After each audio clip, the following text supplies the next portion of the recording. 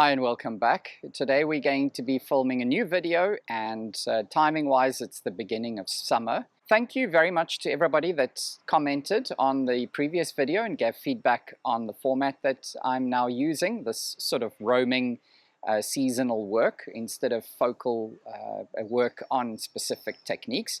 So today we're going to add something new to that mix as well, and that is going to be that my videographer Dylan, who's also a bonsai enthusiast, is going to be asking me questions, and I'm sure that those questions will be relevant to some of you at least, and hopefully most of you, and that you will also benefit from the answers that I give. So none of this is prepared or scripted. So if I don't know, I'm going to say I don't know, and please do leave your comments later on this revised new format. So as I mentioned, it's now beginning of summer, and I can prune a lot of the trees, and without losing the growth or the energy that the tree is expended in pushing out that spring growth. So now it's actually starting to give back, but this is the point that we can prune that growth back in and also then add to the ramification, because where you are pruning, you're going to get a redistribution of your hormones, and that'll cause back budding in our deciduous trees. So I'm working on this hackberry. It's a field-grown hackberry that I grew, one of the field-grown trees that I've developed over, I think it's probably about 20 odd years now from seed. And so I've already started on the tree. I'm just pruning it back to 2 leaves. This is a very basic technique that you will use on all, most deciduous trees when you're refining them, is to prune back to 2 leaves. Because then of course you'll be exponentially increasing your twigs or your little branchlets. So that's what I'm busy doing at the moment. I've done most of the tree already. I started at the apical, in the apical space, and working down to the bottom of the tree. And the reason why I do that is so that when I'm finished the tree, it's clean. If you work from the bottom to the top, as you're pruning, that growth is falling down, and then you need to clean your tree afterwards. Those are for practical reasons. I'm using actually defoliation scissors, or shears rather, to do this work. It's just so much quicker than a pair of scissors, because you don't have to open and close the scissors in order to make your cut. But would you be able to use, say, branch cutters, or not branch cutters, but normal shearing scissors to? Yeah, I would use, if you're going to use scissors, it's best to use trimming scissors, because they have a thinner neck. If you're going to use a general purpose, those scissors that have got the big ears on it, so to speak, those will get in the way. It'll be difficult to get into the structure of the tree. That's the main, that's why those scissors were designed in such a manner. So you'd say the one with a longer neck almost? Correct, yeah. Very simple work though. As I said, it's really just cutting back to 2 leaves. If you're still building the ramification, so you're more on the interior of the tree, then you can allow 3 or 4 leaves to remain, because then you'll have a longer space between your new branchlets. But when you're refining a tree, you're pretty much working on the cutting back to 2 principle. Yeah. So you allow the branches to develop to 8 or more leaves, and then you would prune back, and you repeat that throughout the growing season. Okay, that's this tree done, and so we can put it back on the bench. These are some Celtis chinensis that were also seed grown that I pruned, believe it was early last week, so a little bit more than a week ago. Very small trees, but I'm developing them into sort of upright, very natural style. And so you can see there's a lot of new growth on them now. I applied the same technique as I just demonstrated on the bigger Celtis to these, pruning them back with defoliation shears. And you can see there's a whole lot of new little buds that are starting to emerge at the base of the leaves. So I pruned the branches or branchlets back to 2 leaves, 2 or 3 leaves. And then I also just reduced the size of the leaf as well. And the reason for that is primarily just to slow down the growth of the tree, because I'm trying to get very compact internodal distances, which refers to the distance between the leaf, between 2 leaves, because theoretically you should have the possibility of a bud forming or developing into a new branch if it's activated at the base of those leaves. And these are very small trees, or intended to be really small trees, so the growth needs to be kept proportionally small. And you can see the amount of roots are coming out of the bottom of the containers, because I keep these in these seedling trays, and there's water that collects at the bottom. So anyway, just keeps them a little bit more growing a little bit more vigorously, but this will be pruned off as well. What form of growth medium are you using here? This is it's a very fine mix. It's got some fine silica sand in there and some organic. It's not a bad idea to actually use a fair amount of organics in younger trees.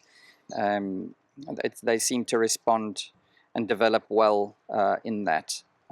And then there's also some slow release fertilizer, but we also, especially at this time of the year, I'm using a lot of organic liquid fertilizers as well. Perfect. Just want to go back to the leaves quick. So you're keeping these trees quite small, but for someone that would like a larger tree, would you allow the branches to grow more before then taking them back to the two-leaf principle? Well, firstly, if you wanted to grow a bigger tree, this would be the wrong container to use, because the container size greatly affects the growth of the tree. So this is really stunted. So if you wanted a bigger tree, then I would be growing this tree in a container that's at least 3 times the size. And yeah, if it's in development, you're wanting the trunk to thicken, branches, so your primary branches to thicken up, then you would allow it to grow out more than just 6 or 8 pairs of leaves, and then pruning back. But these trunks need to be kept more or less at this thickness, and so that's why I'm restraining it. I don't want I will still get some trunk thickness just as the branches are developing. You know, that it will happen. But if you deliberately wanted to go in and create a thicker trunk, then you need more growth in order to produce that result. I want to show you these zelkovas, what work was done on them, and I'll show you an example that I've kept. My son and I collected the seeds when we were in Japan, and planted them in 2004. Now these plants, zelkovas, are very vigorous growers, and so they need to be pruned like this. You need to keep your hand on them, because they can very rapidly develop a very thick branch that runs away, and that you ruin the structure of the tree. So I'm just pruning them back again to two buds or 2 leaves. And then the idea is that they will be broom style, and so you need to always be pruning to a overall profile, or with an overall profile in mind. So after I've pruned that, the branches, just to get more or less where I want them to be, I then also bring the branches up, and then I know that I'm going to get that uniform silhouette. Then you can go in and reduce just to further stimulate back budding, and also maximize the amount of sunlight getting into the tree. I'm just reducing the leaves. I'm not fully defoliating the tree, but I'm cutting the leaves in half, so the tree can still photosynthesize with those leaves. And it weakens it, or slows it down, but it doesn't weaken it too much. Danger with defoliating, or certainly full defoliation, is that you weaken the tree a lot. There's some trees that you can do that without any issues, and I think if this tree was much more further down the road of development, then I could do that as well, because they're such strong growers, just like trident maples. But this is still in development, so I don't want to slow it down too much. And then another technique. Now I'm not going to, it's going to take too much time to wire all these branches, to wire them individually. So what I do is I just take a 1 millimeter wire, And then I hold the branches together like this. It doesn't damage them. They're very flexible. And then so I start coiling the wire down at this point. Okay, then I bring them together. And then very loosely just coil around the branches so that they retain this upward angle. And now I'd leave that on there for about a week, maximum 2 in the growing season. You can do this several times a year because the branches on deciduous trees, they tend to want to return back to the original shape. So you need to wire them repeatedly before they remain in that shape. So this one is now completed. This one will go back out into the growing beds. This is one that I did a week ago so that I could show you what the result looks like. So now this wire has been applied for a week. Now I can just quickly take it off. And you don't have to use wire, you can use string, anything. But this is very easy for me. Would raffia be a good option because of the organic? Yeah, raffia is fine. But it will rot eventually the wire, of course, is something that you can keep reusing.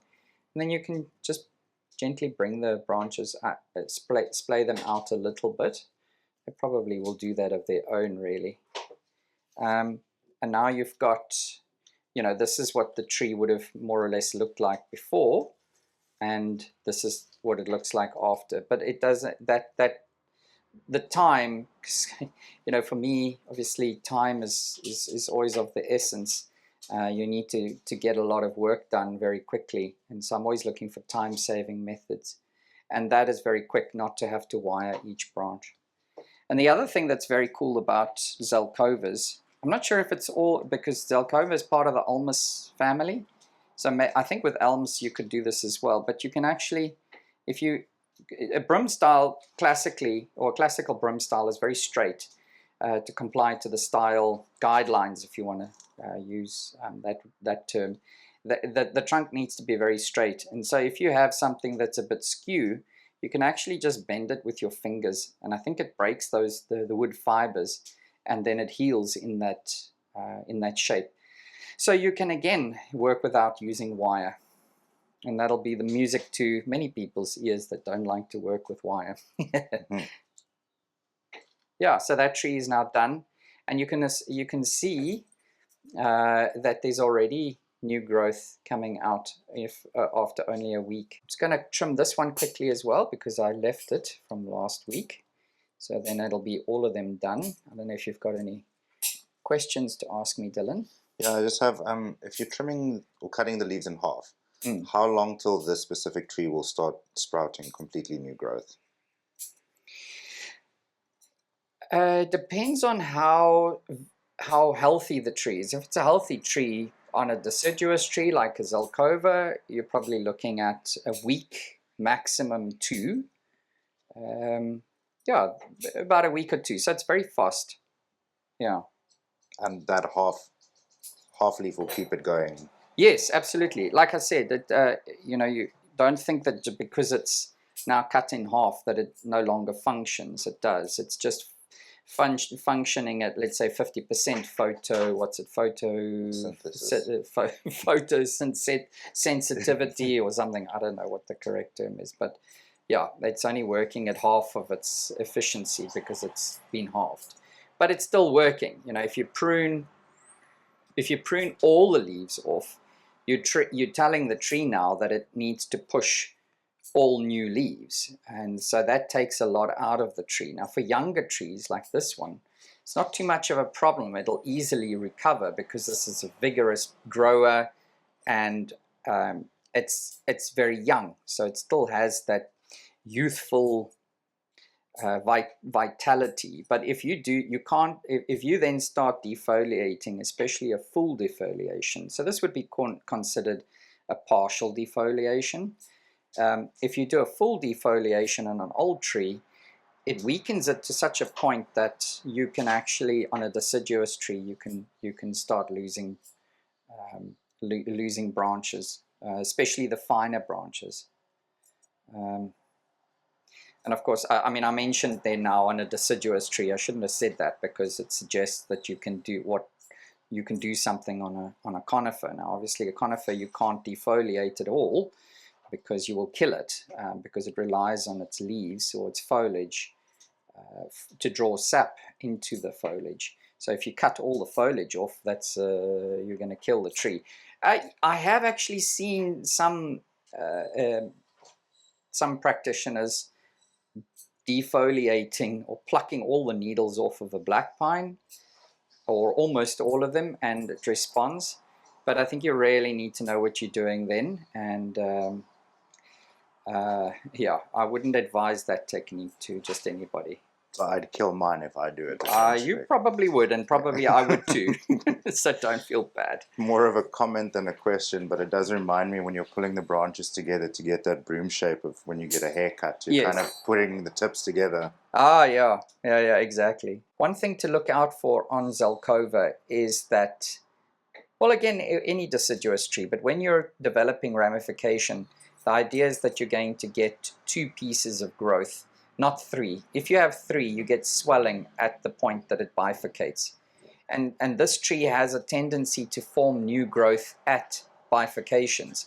So you'll actually sometimes see little buds, and you can just scrape those away.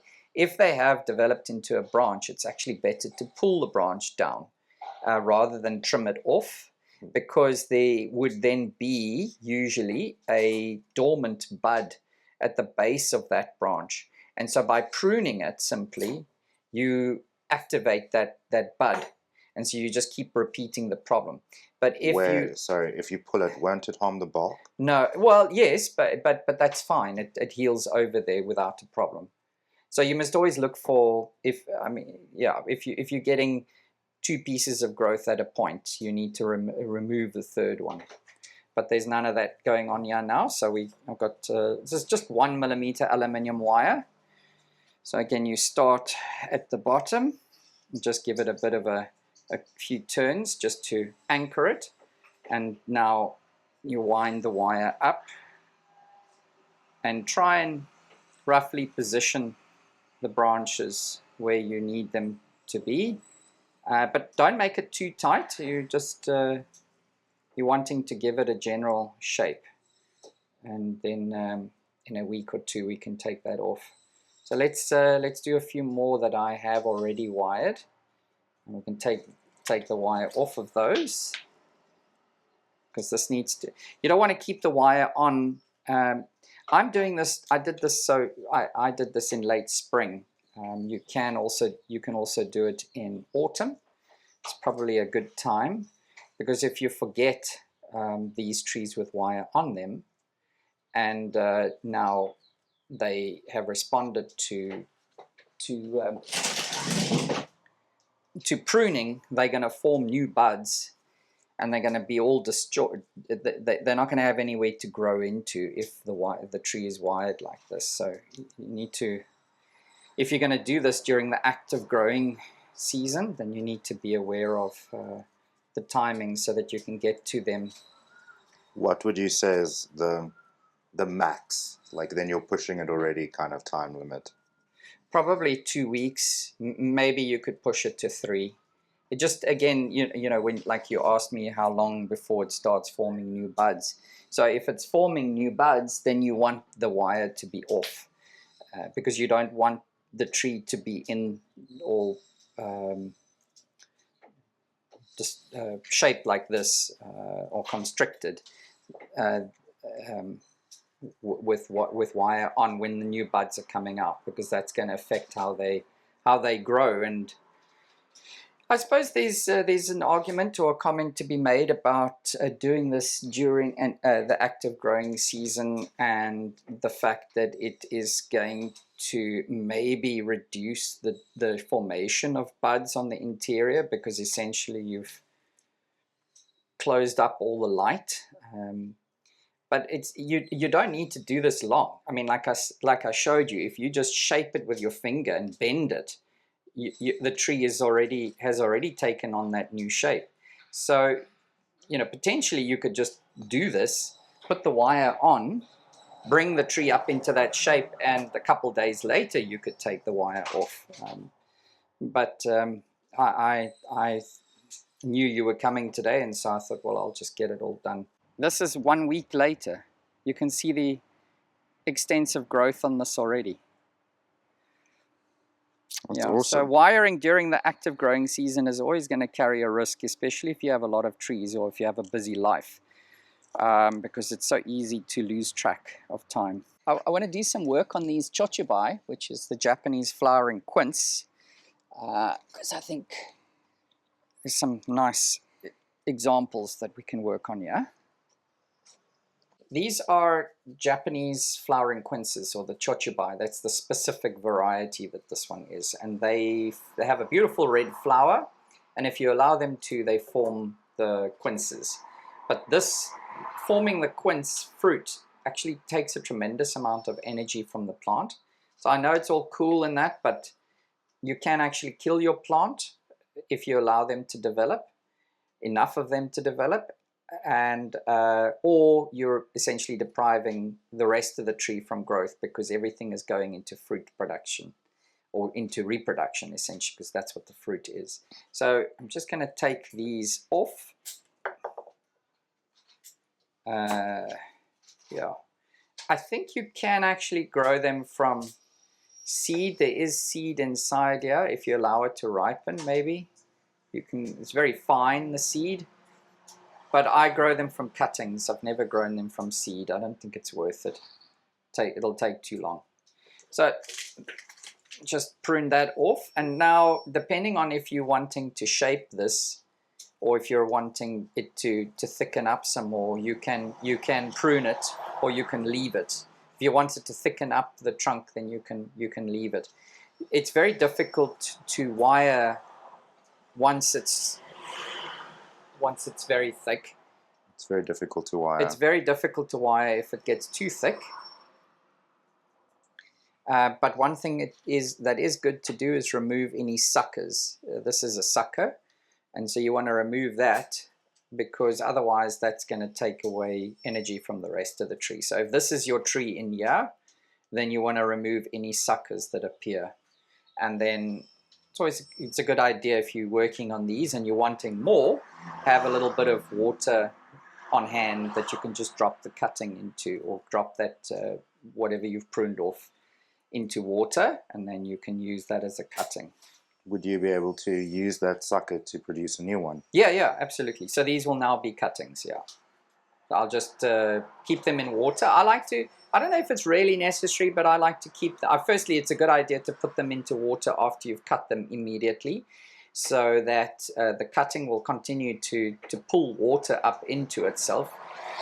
And so it's a good idea to put it straight into water, so that it doesn't start sucking in air. And then you can also, when you're ready to actually root or stick your cutting in the soil, you can then go and recut that. But yeah, so that's it for now. You could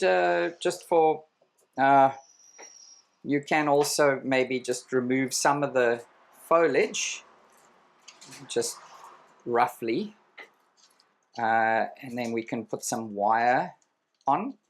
So you can develop these. I do a lot of just clip and grow, just allow it to develop by itself, and then prune it back short. It does take longer because you're cutting back all the time, but I think it gives, and then it gives a different look to wired trees. So when it's clip and grow, it's going to be more angular, the growth, and if it's wired, it's going to be more gentle, or a smoother transition or bend. So let's put some wire onto this one.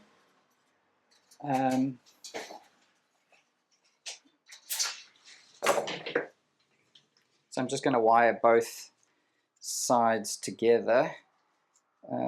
Careful not to make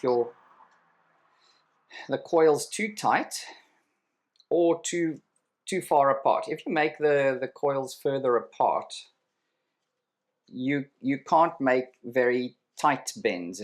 you know, it can't be too tight in terms of how close the bends are. Then it needs to be more gentle bends. But if you make them closer together, then you can do something a little bit more dramatic. You just have more control then. Yes, yeah. And I like to twist and bend at the same time, so this keeps the wire quite tight on the growth as well. If you're just bending in a single axis or a single plane, then you tend to the wire tends to splay away from the branch or from the trunk. And so now you can allow this to grow probably a month or so, especially because I haven't cut the tips of the branches or the trunks. And so this will continue extending, because unless you cut it, you won't get a redistribution of the auxins. Those are the growth hormones that cause the extension.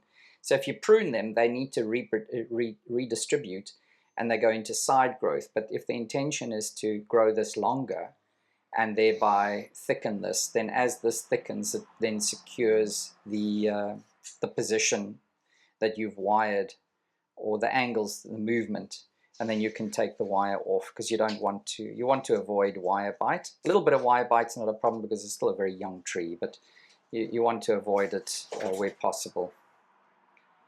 Okay, then these are, then I'm going to put this finished with this one. Now we're going to go on to these. I've cut a few of these.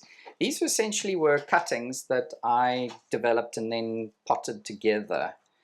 And it's important to know that with chojubai, you need to prune them a lot during the growing season to produce flowers. If you don't work on them much, then they won't produce flowers. And they are quite hungry plants, meaning that you need to fertilize them a lot. Any specific fertilizer?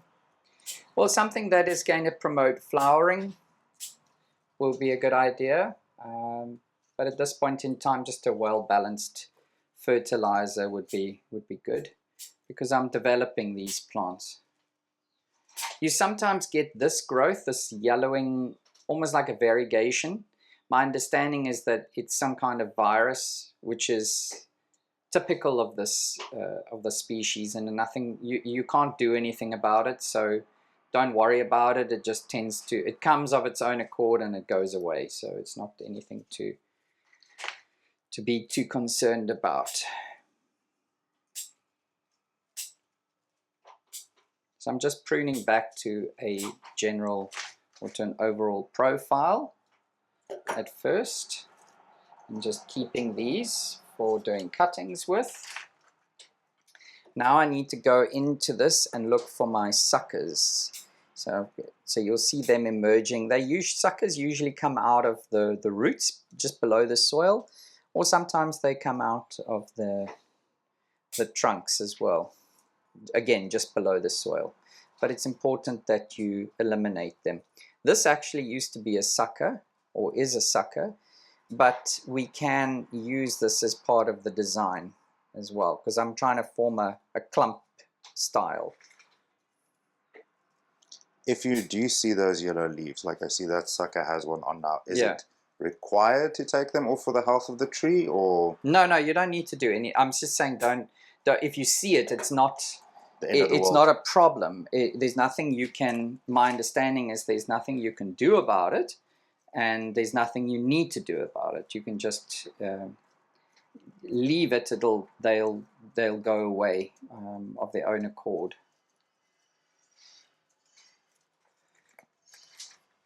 So again, this is one approach, which is more clip and grow styling.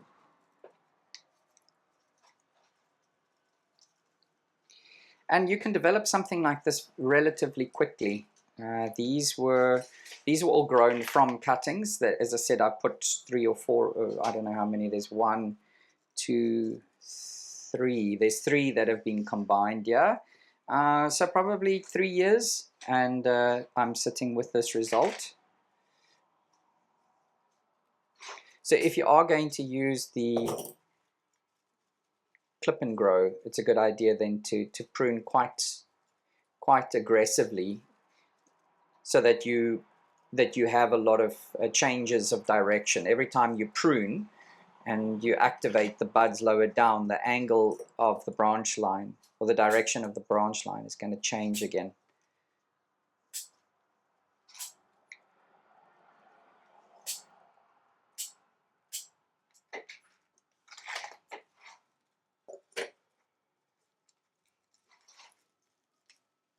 Okay, so that one's done, and then we'll do another one. Let's see, this one I think also has.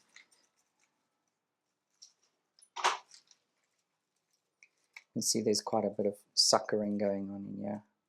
So like I said, you can use some of the suckers, but you just need to bear in mind that the trees will always prefer putting growth into suckers than into older growth, the trunks that I used to originally form this clump with.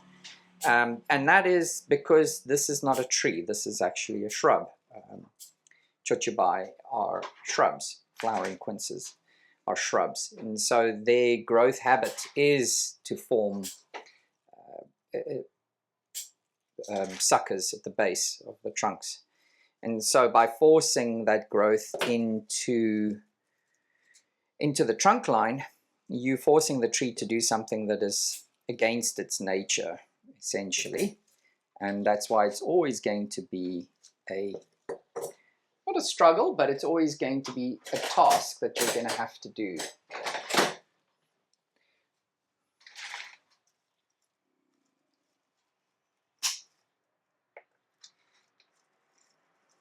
How regularly would you say to check for suckers?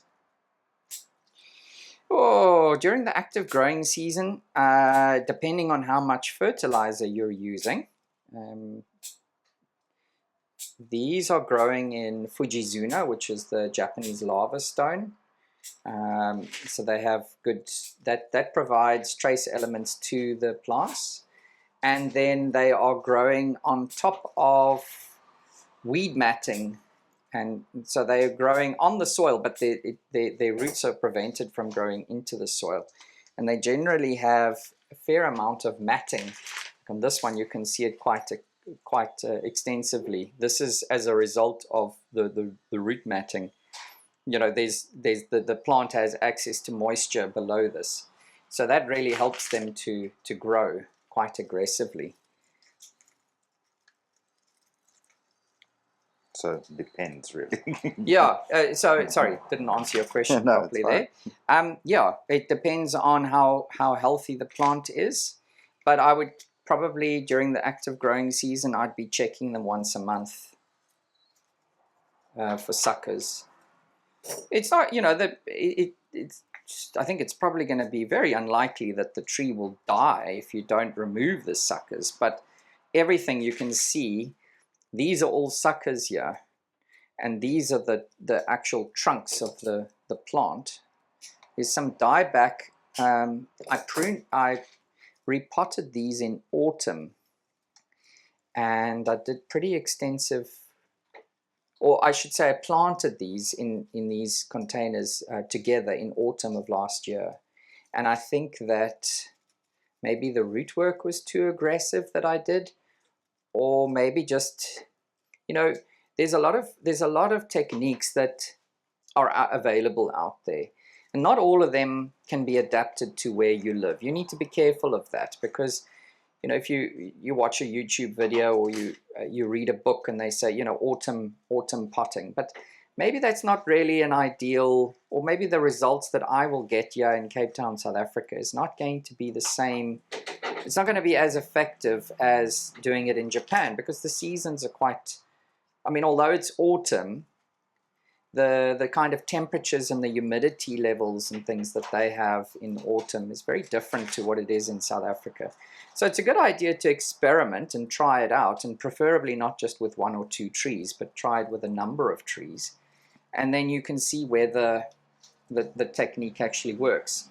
I feel spring work, root work on these trees is, in my experience and in my climate, the best. I lost quite a few plants when I did the repotting in autumn last year.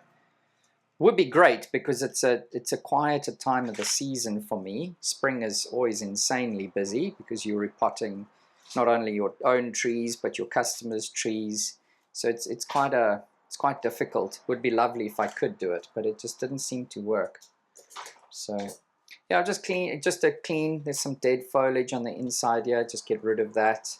As I said, I want to, for the moment, I'm controlling the growth on these suckers, but I want to keep some of them to help add to the number of the size of the planting that I have. And of course, as I said, these have beautiful red flowers on them, and so I imagine a nice big clump and with lots of flowers and the foliage reduced so that that's very visible. Yeah, okay, so that's done. Just another 30 or so to do. In the previous shot, I was showing you and talking about clip and grow. So this is pyracantha that was developed from cutting, and it's never been wired, or they have never been wired. This has been developed exclusively with clip and grow so far. So the process is just growing the branches out and cutting them back to 2 buds every time, keeping the growth very compact. And so I'm getting lots of ramification. These are going to be shohin-sized trees.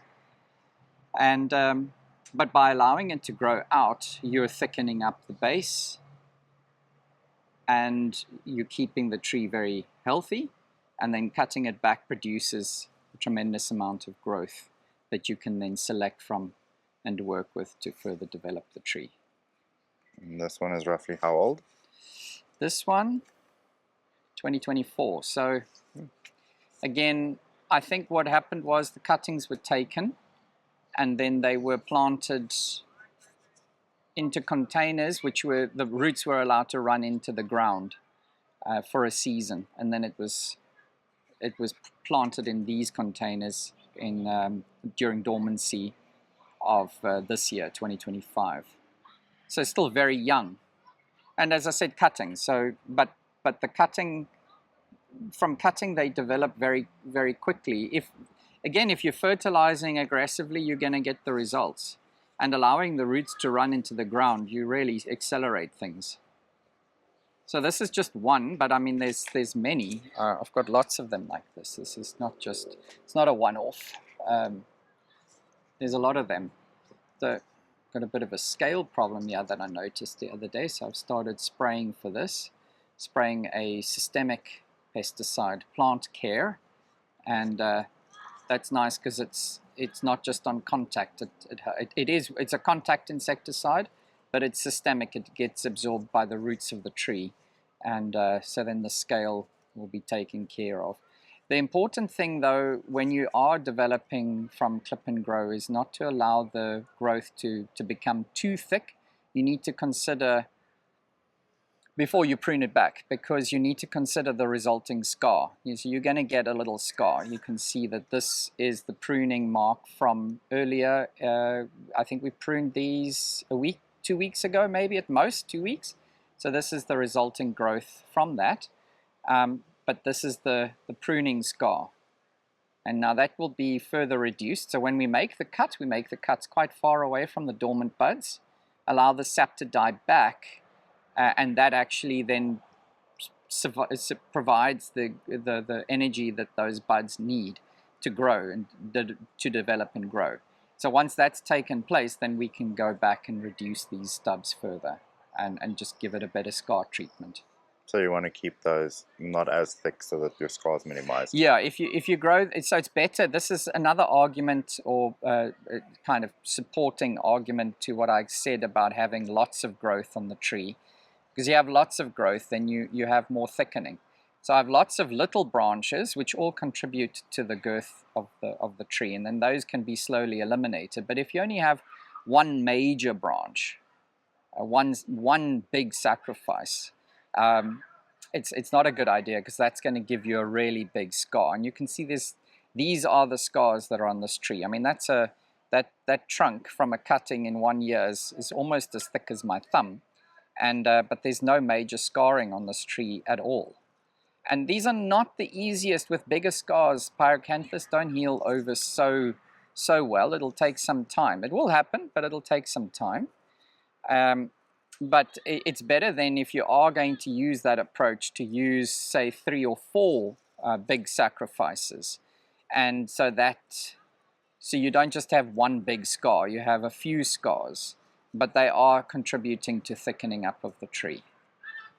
But this constant growing out, cutting back, I think you end up with, it's very practical for me, because I don't have to wire everything. It's just impossible. I wouldn't have enough time to wire all these trees. There's just too many of them. I was just talking about ground sheeting and allowing the roots to develop through the base of the containers. So the previous ones that I just showed you now, were pyrocanthus that were allowed to scape root into the soil. So there was no ground sheeting between the base of the container and base of the container and the soil. So the roots were able to run into that. But what I think is a better approach is what I'm doing now, which is to plant the cutting into the container, and then to keep the container on ground sheeting, which separates the pot or the roots from the soil, although they are still getting the benefit of that moisture from the larger soil mass, which I think greatly helps the tree's development, rather than putting it onto a bench. The moment you put something onto a bench, or you distance it from the soil, it dramatically slows down. So you can use all this knowledge to manipulate or to your advantage based on your objectives. At this point in time, this is a cutting that was rooted it was rooted last season, and we planted it out in spring. And so this is still very young. This is only a couple of months in this. So for the first season, I'm just going to grow it in the container on top of ground sheeting. But then next year, I will place it onto the soil and allow the roots to run. But by then, I will already have a lot of fine roots in the container. If you place this container as it is right now directly onto the soil and allow the roots to run, you're going to get very few roots, finer roots, in the container, and everything will just go into the soil. So when you cut that off, you're just really going to have a stick inside the pot, and it's going to have to form new roots. So it sets the tree back a lot. So I'm changing that. I'm changing things around a little bit in my process. It worked the other way, but this I think will be better. Let's work on these kishu junipers a little bit. They've been wired, and the wire is now starting to bite in. So I need to take the wire off before it becomes too much of a problem. So these are little kishu junipers grown from cuttings, and they were wired last season, probably in autumn. That's a good time to wire. So as I mentioned earlier, we're now in early summer, just the beginning of summer, and the wire is now done its thing. And now, before it bites in too much, a little bit of biting in of wire on a juniper and on a pine is not a bad thing at all. In fact, it's a good thing. You don't want to remove wire from conifers too soon, because their branches tend to be quite elastic and can actually just return back to the old position. But it is biting in a bit now, and I have an opportunity to do the work. So I want to remove the wire, and in order to see a little bit better and also to help getting the wire off, I am just going to clean up the tree a little bit, remove some of these little pieces of growth on the interior of the tree. But what I don't want to do is cut this runner off, because that is what is helping to thicken up the tree. So I'm just removing some of this growth that makes removing the wire difficult. It's obviously growth that developed subsequent to the wiring. But it's not going to be important to the end result of the tree. No, it's not going to be important because it's just going to, as it budded or broke back or adventitiously budded out after the wiring was put on, it will do the same thing again in the future if stimulated through, usually by pruning it. And when you're removing wire, as the same as when you apply wire, you need to support the portion of growth that you're taking the wire off at all times. Otherwise, there's a good chance it's going to snap. So support the trunk or the branch, and then unwind the wire in the same angle as it was applied. Okay, so that's it. And then while it's on my little table here, just check it for weeds. Weeding is a constant chore. It steals away the nutrients that are intended for the tree, and obviously then if you neglect weeding, it becomes a bigger problem, because now those weeds set seed and then it spreads. So I want to keep as much of the growth as possible, because all of that is adding to the girth and the vitality of the tree. So just removing what is necessary. The rest can all stay. Okay, now I'll just put some fertilizer on this and it's done. As you can see, it's been bent and coiled. So my live vein is circling the trunk. These are going to be shohin trees, so small trees. Those decisions have already been made when I started wiring the tree.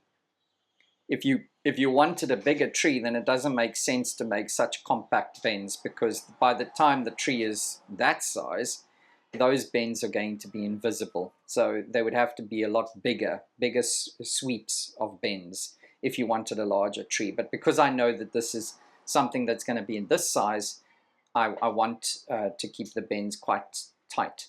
So those are considerations that you need to bear in mind or make decisions on when you're at the early phases of developing the tree like this. Let's do another one.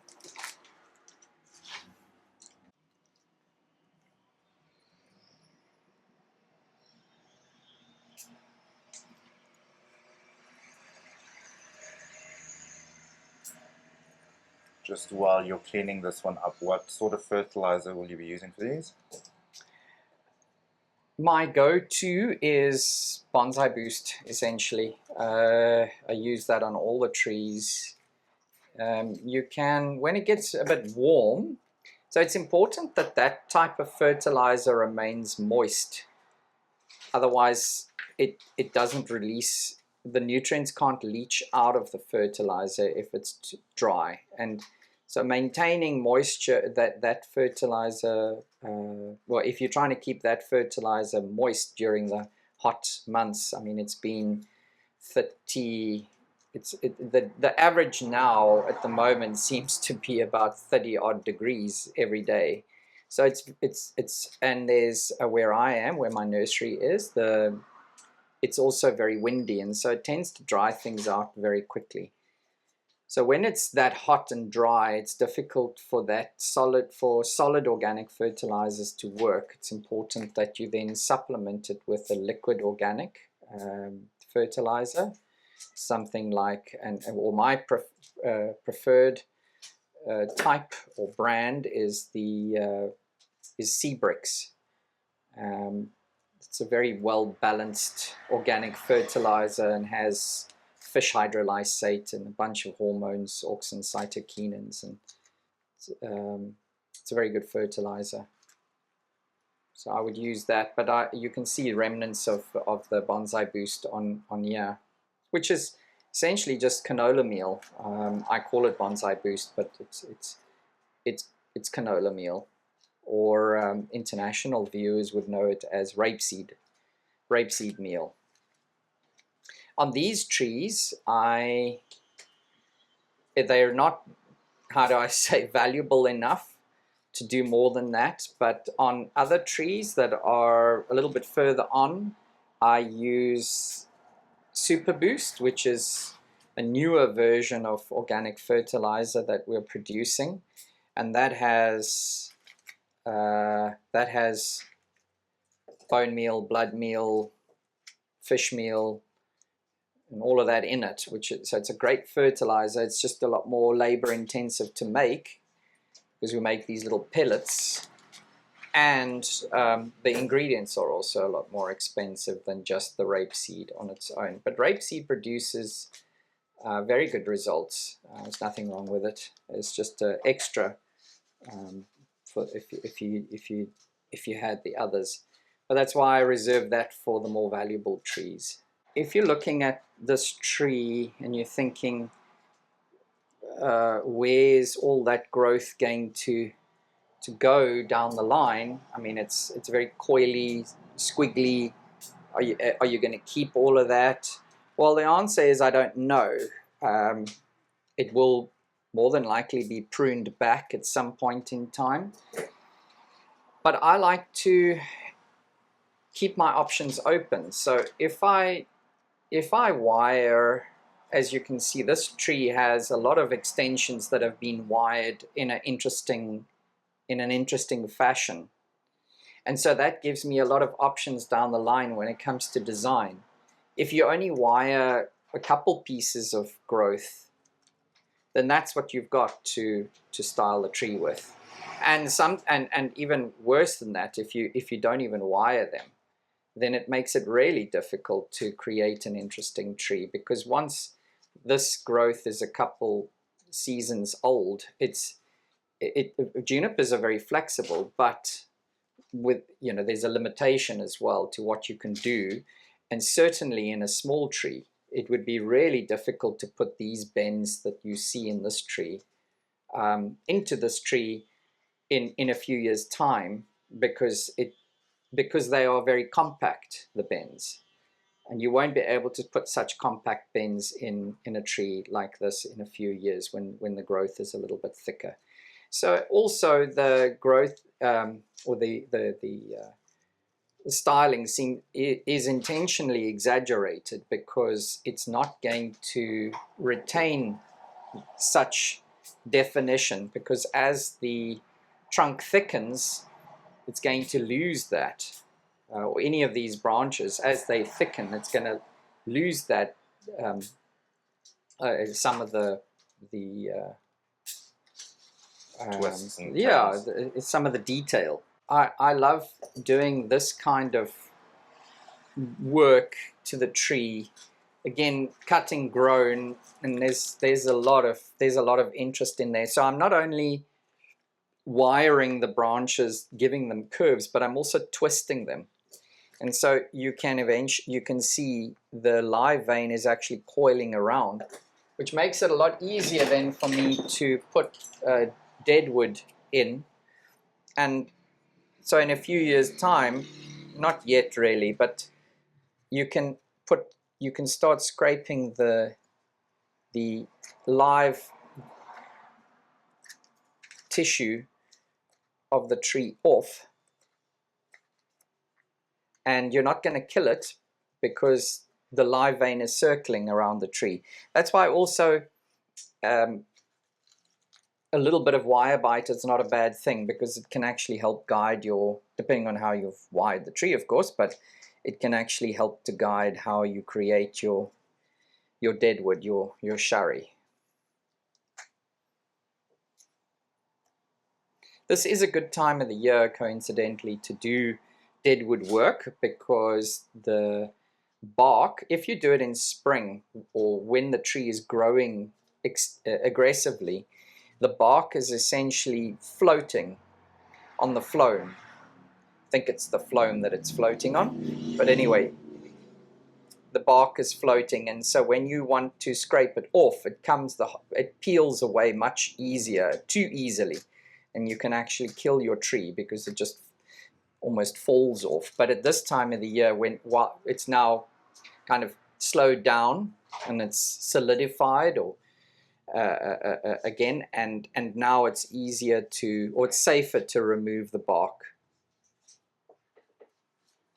So this is a bit difficult to do shari work on at the moment because it's still very small. But you can start doing a little bit, and then as the trunk develops, you can increase that, because now the live vein on either side of that shari, or this dead section where I've removed the bark, will now become thicker.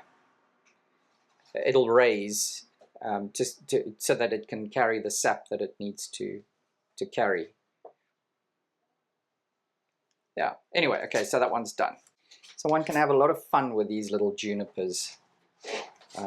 Didn't cost me anything because they're grown from cuttings, and I've got a lot of them, so you can really be adventurous and play with different shapes, and yeah, I find it lots of fun. And as you said, they're quite flexible as trees, quite physically flexible. Yeah, they are. In fact, I need to put some wire on this one because there's some new wire on it, because it's there's some new extensions that should be wired. So I'll show you just how flexible they can be. You can, of course, cut the wire rather than uncoil a certain length and then cut it. But I tend to reuse wire a couple of times before it gets thrown away, so I don't really want to cut it. I mean, look, I'm not going to make an effort to not cut it because I want to reuse it. It's actually just easier to grab it like this and to work with it. And of course, with cutting it, you stand a chance of injuring your... Yeah, injuring the tree. Yeah. If you're inexperienced as I am. Yeah.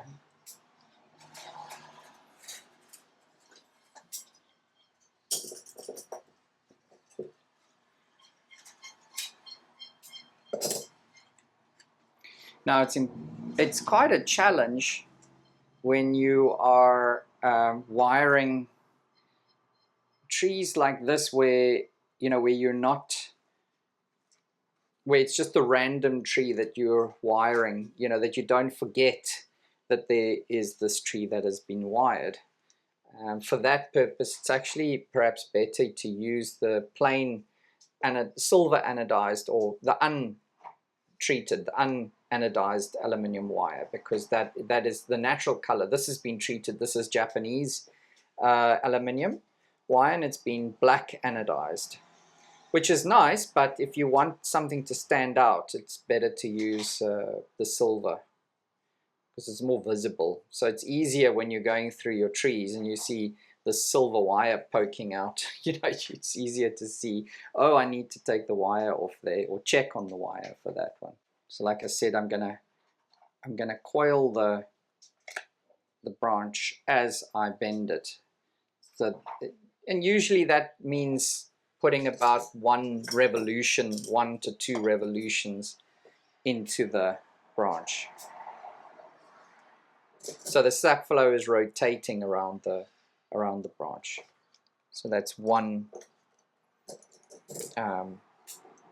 It helps with creating interesting shari. Obviously, if the center of the trees becomes thicker, it becomes less flexible, but the branches, even as it ages, will stay flexible to a certain point, correct? Yeah, depending on how thick the branches are, yeah. So normally, if a branch is a few years old, it's going to be inflexible, well, to get that kind of a bend, it will be difficult to do that in a branch that was, for instance, that thick. You wouldn't be able to do it over that distance. So if you want small trees, you need to wire the growth when it's still very young and supple. But if you wait until it's a bit too, if it's too old, it's impossible to put such compact bends into it. Then the bends tend to be a lot more subtle and uninteresting.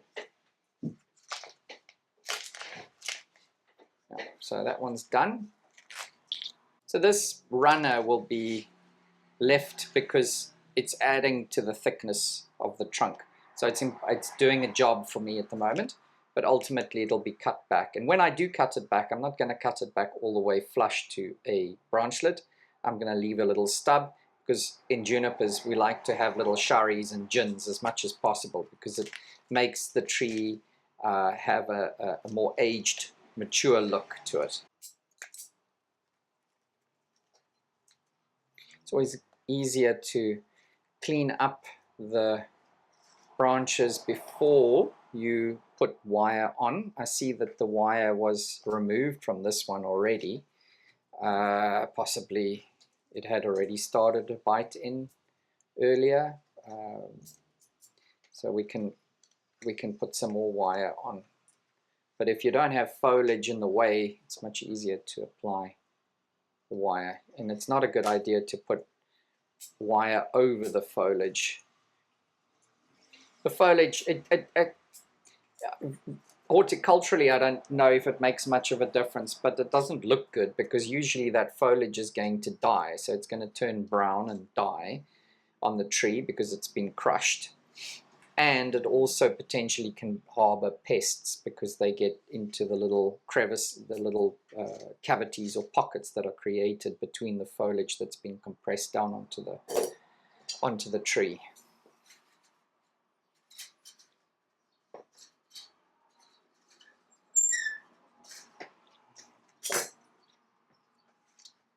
And when you are wiring a tree that has already been wired before, and there's an established almost like a wire line or a flow, it's important that you continue that same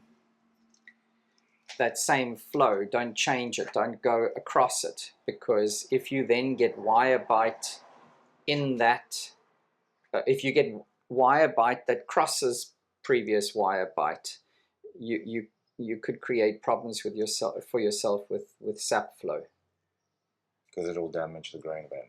Yeah, well, you're cutting it off, so it's going it's going around this way, and then you go and you do this way, so it crosses over. It doesn't look good, but it also potentially can cut off the flow of sap as well. But you don't want to wire in the groove of the old wire bite either. You need to find a path that is parallel to it. As long as it's the same direction, but not the same. It needs to be in the same direction. Yes, essentially, that's what I'm trying to say. It's a good testament to its flexibility. Yeah. Well, your wiring technique also needs to be correct, in the sense that it needs to be, then a wire needs to make contact with the material at all times. If there's any gaps, that's where it's going to snap. So the wire acts to support the bend.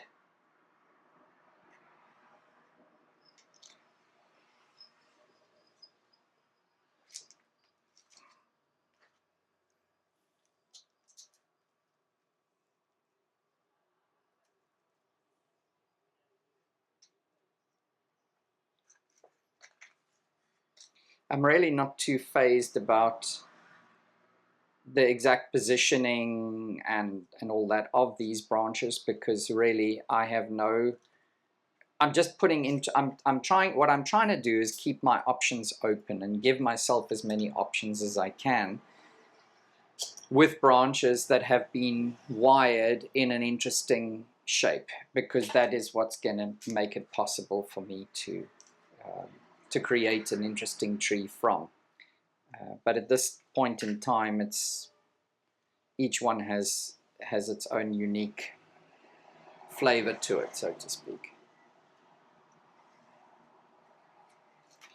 It's not really necessary. You can wire this, but it's very thin, so that can actually, you know, when you wire something, it tends to weaken that because you're breaking the fibers, and so something that's already weak, I would not really. I would avoid wiring it. Allow it to get stronger first, and then wire it, because otherwise, if I wire this, it's going to make it even weaker. What would be a good indication of a branch being ready to be wired? Like, well, if what's it's the strength indicator? yeah, so if you see a runner like this developing, that, or yeah, you can see a runner developing out of this one. So that one was fine to wire. This is definitely fine to wire. That's very strong.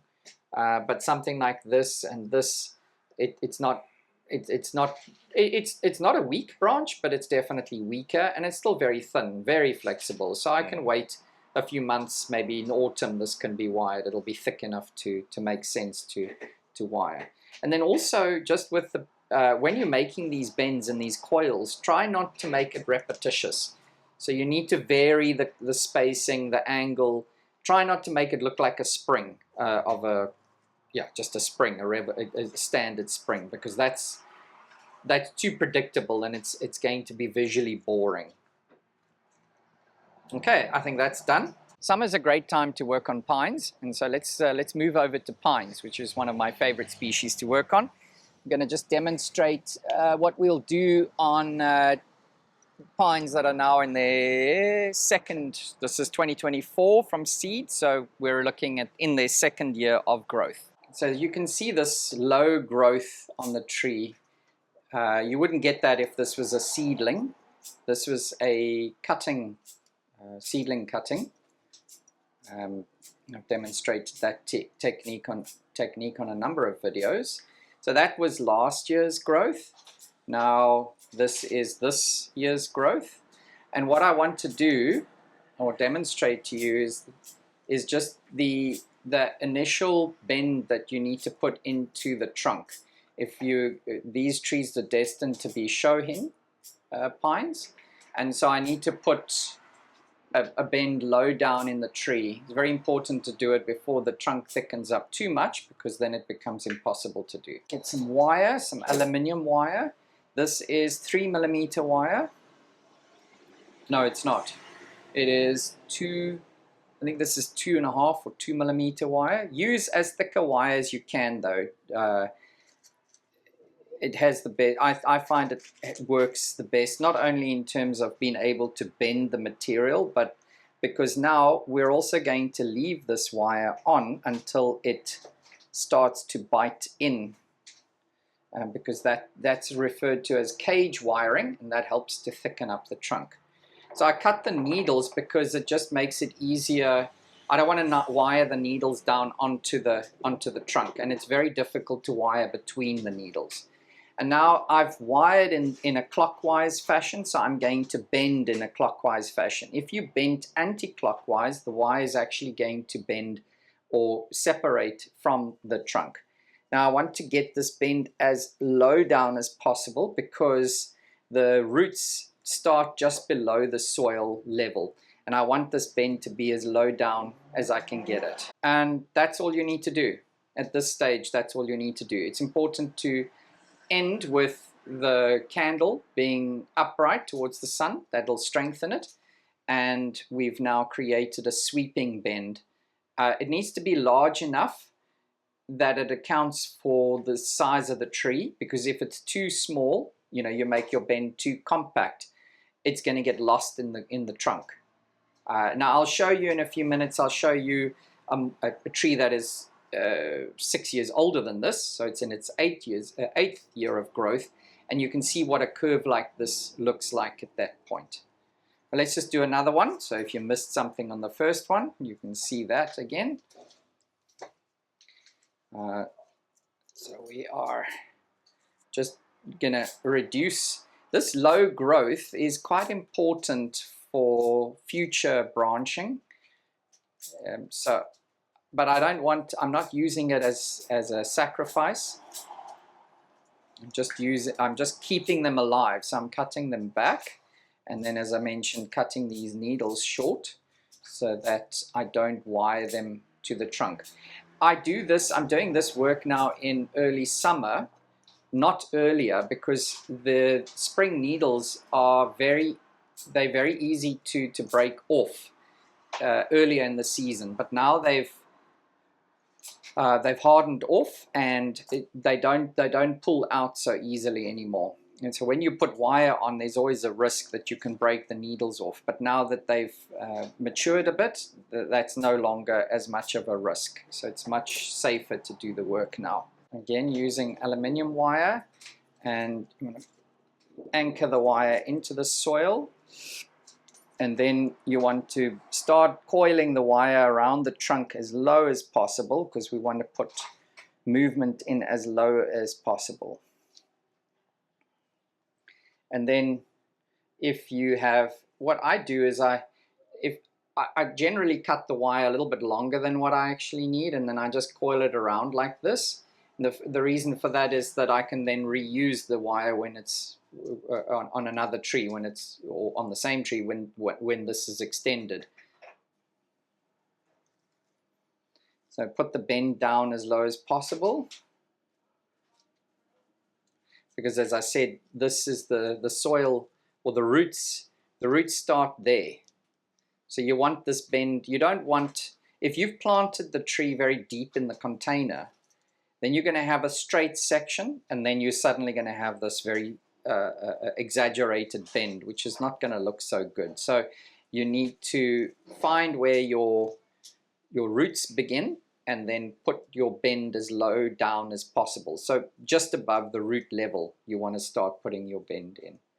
And then depending on the size of the tree that you ultimately want, this bend would then be created accordingly. So if you wanted a bigger tree, if you wanted something this size, then it can be a much more sweeping bend. But if you want smaller trees, the bend has got to be a lot more compact. But again, the reason for doing this now is in a year's time, it's not going to be possible to do a bend like this, because the trunk would have thickened up already. Now I'm going to show you what I need to do, or what you can be doing on trees that are a little bit older and a bit more developed. This is a tree that is now 3 years old, 2021. And you can see there's a lot of foliage down, or growth down at the bottom, which is what you want, because again, this is a shohin tree. But this escape branch is what's giving me a girth. It's adding to the thickness of the base here. The longer this becomes, the thicker that becomes. But what I'm going to do now is I'm going to, well, what we've done so far this season is, the moment we had some development here in spring of this whorl pattern. Pines always make this whorl growth pattern. That was eliminated, so that all the growth was directed into a central candle. So this is the spring candle on this tree. But now that it's developed, I can now remove these needles.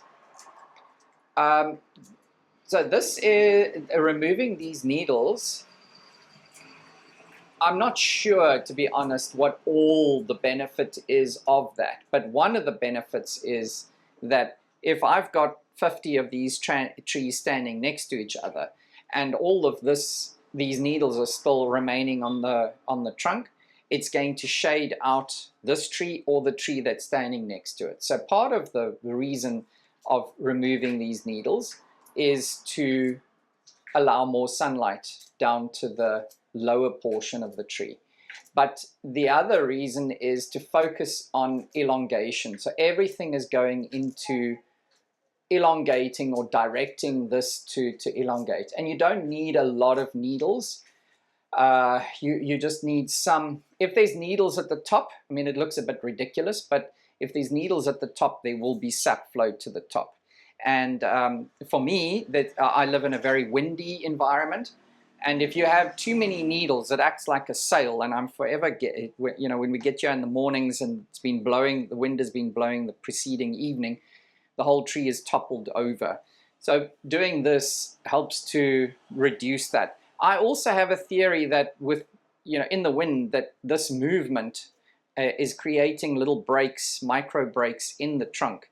And that also helps to thicken up the tree. But now let's move to this lower portion of the tree, which is too congested. There's too much going on here. I can't see anything. And so let's reduce some of this.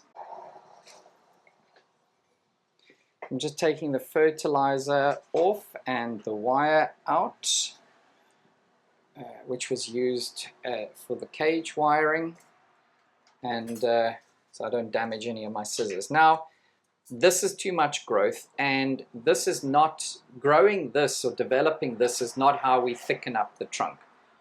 So what I'm going to do is I'm just going to, prune all this back roughly, and then I'm going to, so that helps me see into the interior a little bit better, and then I'm going to reduce some of this growth because I don't need all of it. There really is just too much. How are you deciding what growth to get rid of and what to keep? There's too many. It's too early in this tree's development, and there's too many branches. And the fact is that the moment I cut this sacrifice, it's going to put a tremendous amount of growth into this lower portion of the tree and produce new growth for me. So it's not all that critical what I'm going to reduce, but when I find thicker branches like this, I'm going to cut that off in favor of keeping thinner ones. The reason for that is that if I work with those thick branches, and they're this thick already, and this tree has still got a number of years away from having branch structure starting to be developed, then I'm going to have very coarse ramification. So I'd rather work with thinner branches and eliminate the thick ones at this stage. So that is a guide, and I'm not going to take everything off. Obviously, I want to keep a good amount of branches low down, but that's simply too many.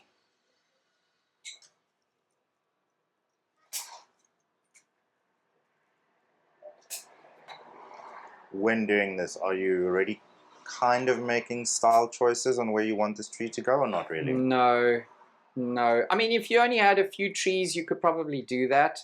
That would probably be a good idea. But I've got a few hundred of these, so I can't. Every time the tree comes onto the table, I'm just going to build on what I have or retained from the previous time that I worked on the tree. And so, and on that particular day, I might feel very different to how I feel now about the styling of this tree. So I don't really have a clear vision of this tree in mind at all. At this point in time, it's more about keeping my options open and doing what's sort of horticulturally good for the tree at this point in time. So now you can see what that bend that I showed you a moment ago looks like in a few years' time. And it's not as flimsy and as exaggerated as it looked, or it looks when you first put it in, because the trunk is now thickened. Now what I can do now is, now that I can actually see into the tree, I can, and I've reduced, I've gone back and cut these little branches. It's not really you could say it's decandling, but it's not decandling. I mean, it's pruning them back. So I'm not just cutting off a candle, I'm cutting them shorter, because this is going to produce new buds for me, for sure. So ultimately this tree, this is the trunk line, and I'll probably, once the sacrifice leader is removed, I'll probably be working with something in ya, or maybe in ya, to get a dramatic change of direction. But there needs to be a few cuts so that you get a natural taper. It can't just be styled with, you can't create this tree out of one sweeping bend. It should be cut, and then a new leader is developed into a sacrifice that will then be cut again, and then that's possibly enough of a transition or taper to work with. But this was the wire that I just took out there, and you know, it's okay to reuse the wire for this. So as I said, I'm going to follow with the juniper. I mentioned that you need to follow the same angle or path. So I'm doing that with this tree, and I'm just putting the wire on again to help thicken up. And what I find is you must try and use as thick a wire as you can. Don't use, you know, like a 2mm wire or something, because it doesn't really produce the result of the trunk fattening up as well as a thicker wire does. Now this you can actually place quite thick again. You can place this quite, you can wire this quite tightly onto the trunk, because you want it to bite in as soon as possible. So you actually, in this case, you want the biting in to occur.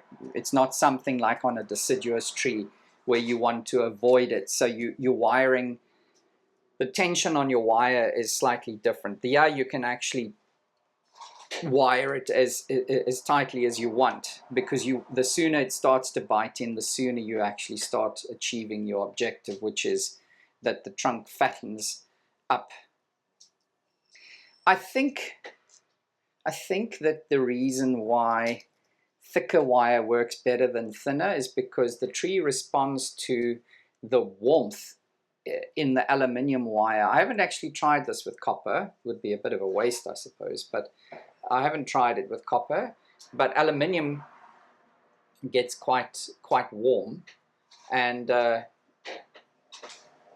think that heat transferred to the tree helps to achieve the objective as well. Okay, so that's it for this one. Let me just cut this a little bit shorter, and this one also. Okay, and that's it. And then we can put some more fertilizer on this, and watch the biting in, and then take off as it starts to bite in. Remove the wire or unwind the wire just where it's biting in, and leave it where it hasn't bitten in yet. Okay, otherwise you're just wasting your time, because you're putting the wire on and then taking it off prematurely. A little bit of an older tree, and how that looks, what the difference is. All right, this pine was actually also grown from seed in 2021. So it's just as old as the previous one. And the difference is that this one was grown in a colander, whereas the other one was grown in a development pot. So I've been trying both techniques because I wanted to see what difference it really does make. So just as with the other one, just reducing the amount of needles on top here. And also it just occurred to me that by doing this work, by reducing the needles, I'm doing something on top.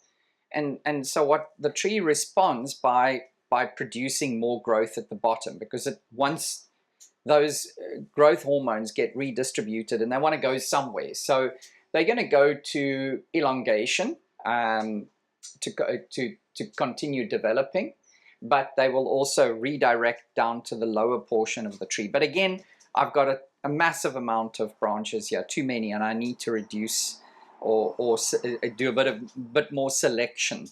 So depending on how much bigger I want this tree to become in terms of the girth, I'm not ready yet to reduce the sacrifice or to get rid of it, but I can start preparing my branches where I want to create ramification. So this is the spring. So this is the spring candle that elongated, this spring.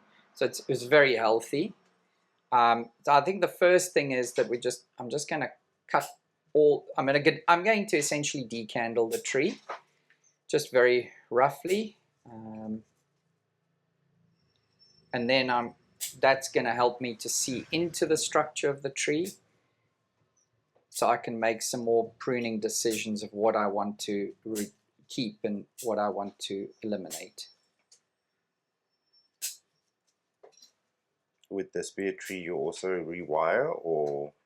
at this stage with the trunk? I'm going to see, that's the problem now. I can't see what's happening there at all. There is wire on the trunk for the, to help it to thicken up, but I need to see if, I can see down here it hasn't started to bite in yet, but over here in this area it's definitely biting in. So at this point I can take the wire off, but there would be no sense to taking it off down at the bottom because it hasn't done its, it hasn't finished working yet.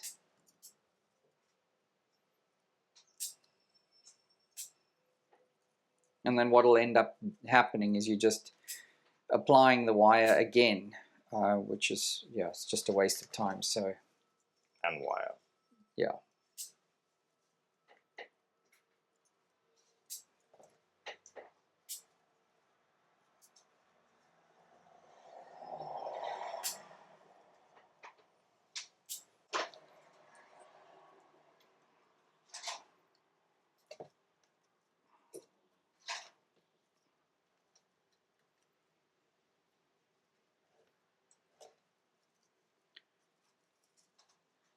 So you're just removing the top half? Yeah, I just want to remove the wire up to where it's hasn't started biting in yet. So that's to about here. So I still wanted to bite in here more, to fatten that up some more.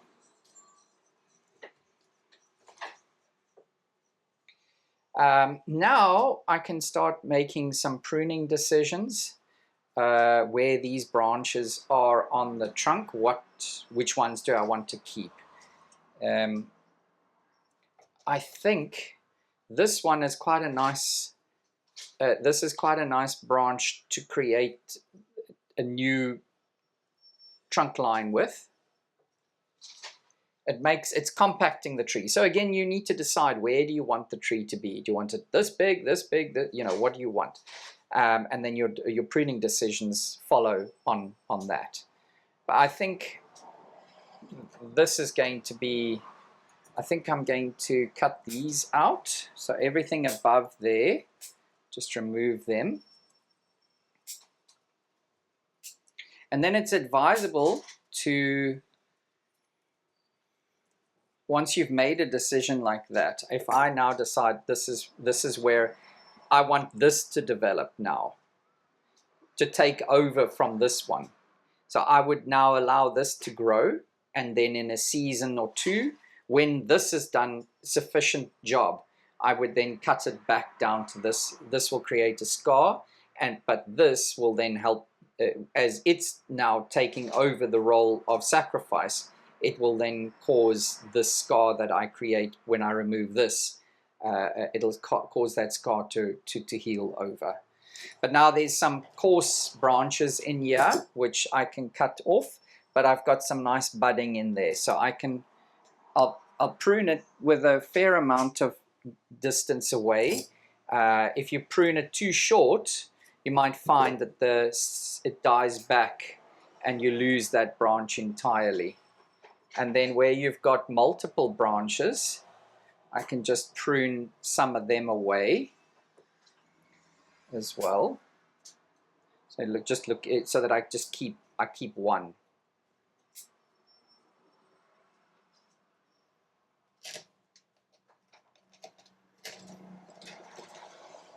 This is also a very thick section, but there's a much thinner branch at its base. So let me prune that off, and then this can take its place.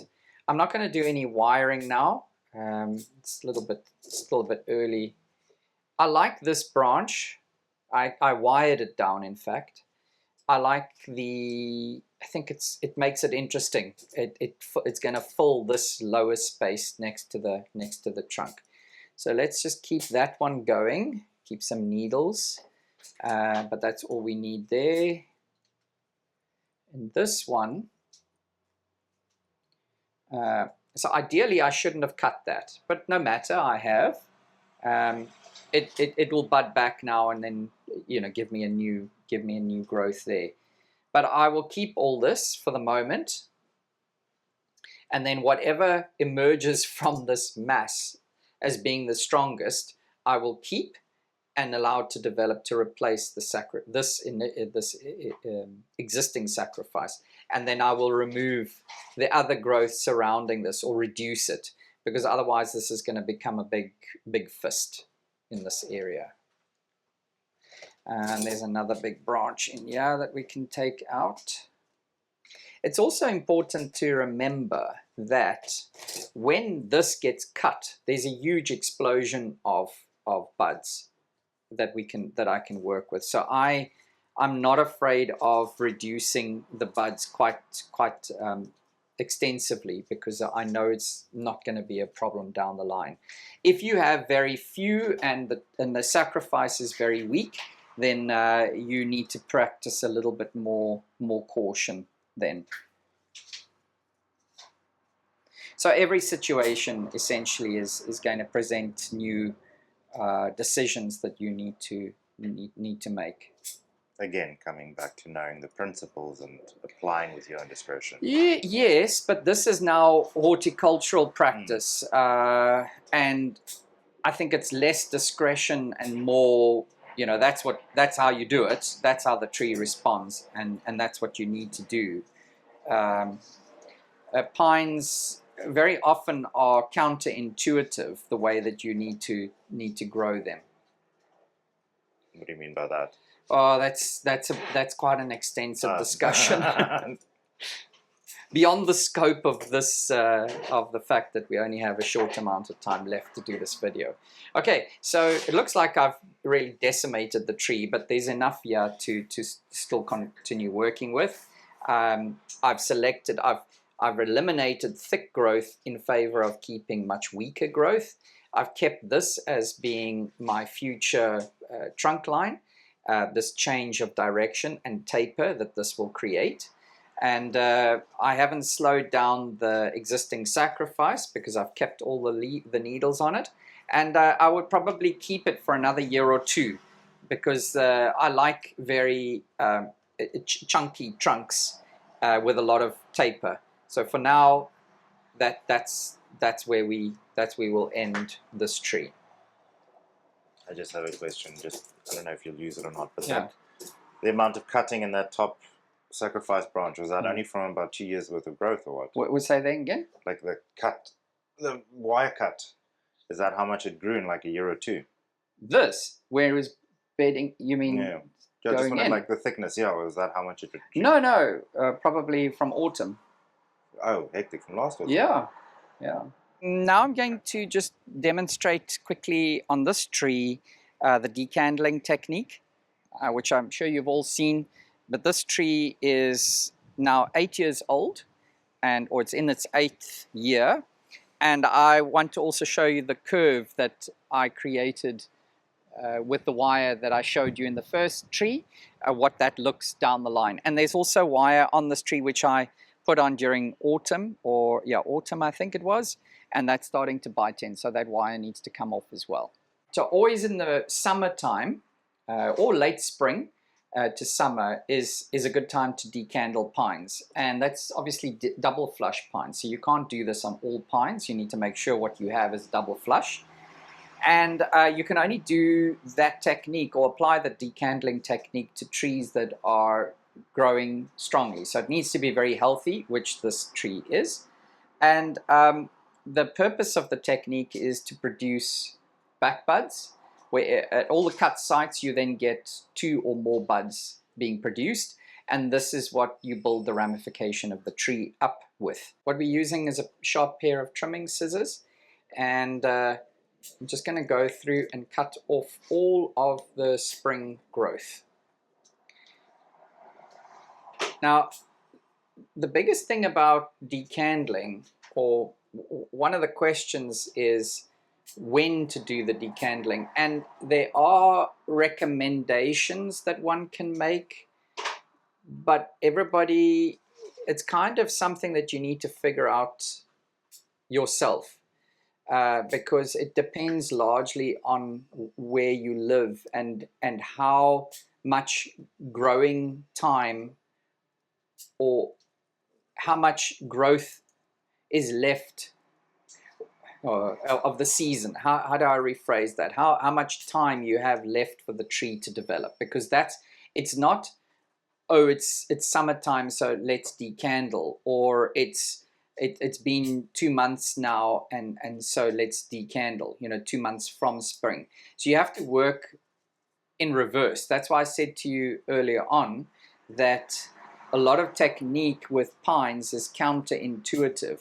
So we're doing our decandling based on how much time there is left of the growing season, because this, and it's pretty obvious, because what you're doing, what you're asking the tree to do, is to produce new growth where you're cutting it.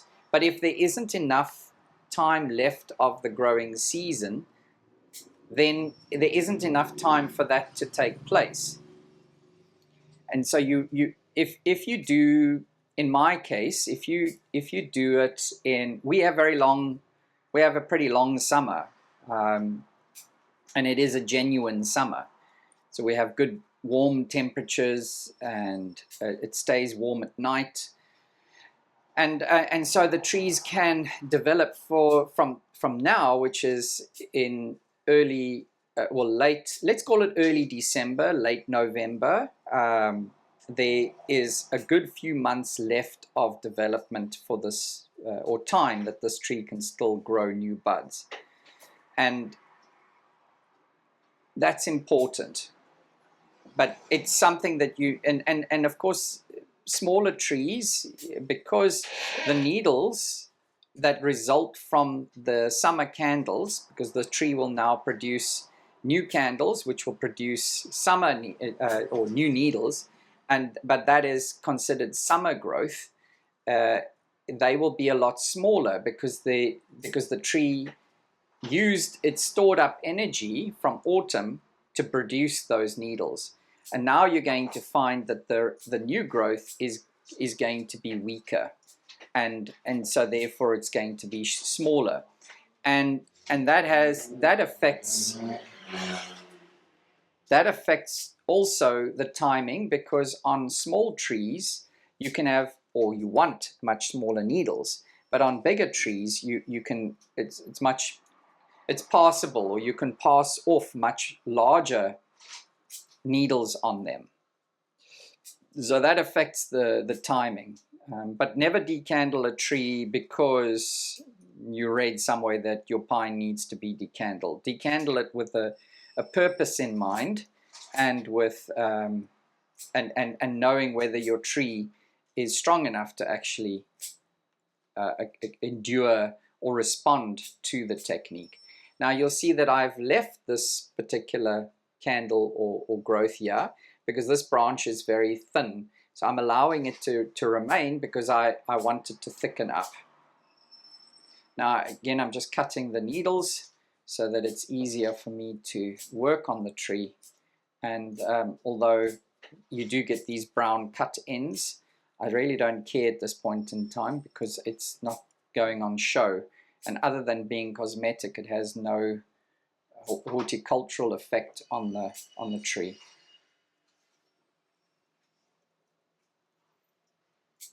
Now I can also go and reduce some of the needles to allow more sunlight into the tree, and also reducing the number of needles reduces the vigor, because the more needles you have, the more sap flow you're encouraging.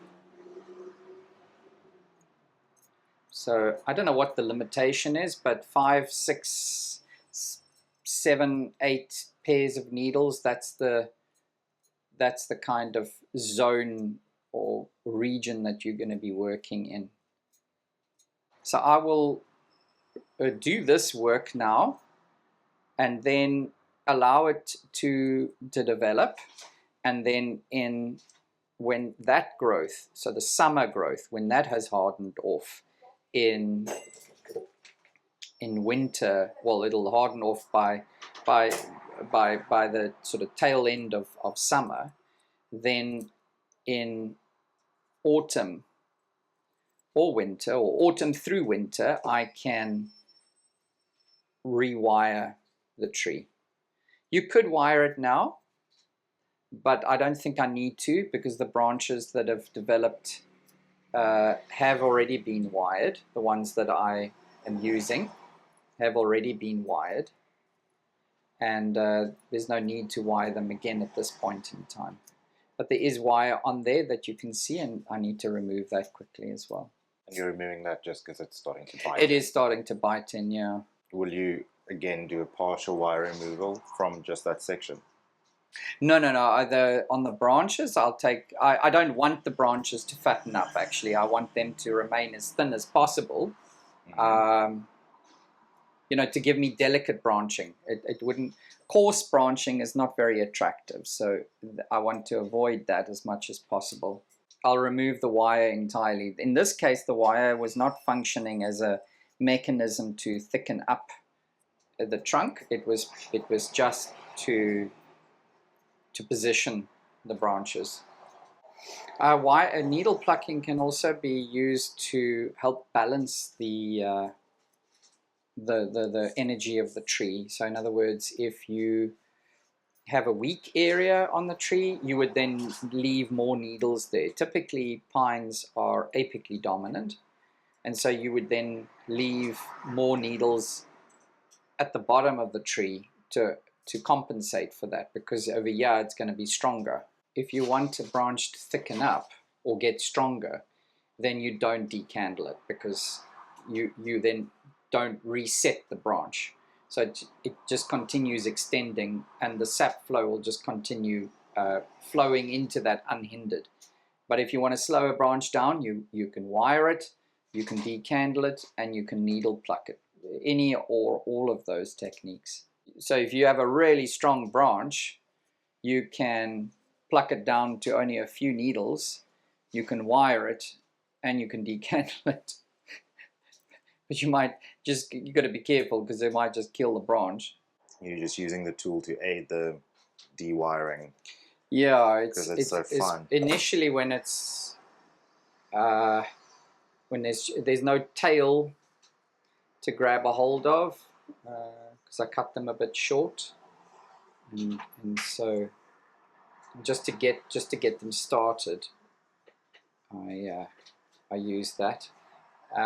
You can of course also cut the wire off. So once you've created a little gap, you can cut the wire instead of trying to unwind it. But these are just scissor type wire cutters, and they work. I like using them for this purpose. Yeah, because with the It's difficult to get in there. Yeah. Small tree, you just need some help. Yeah, exactly. As I don't know if I mentioned, but this wire was applied in autumn or winter, and so it's been there for the spring growth, and that's why it's now starting to bite in. And now, before, if you don't take the wire off now, your next opportunity will be in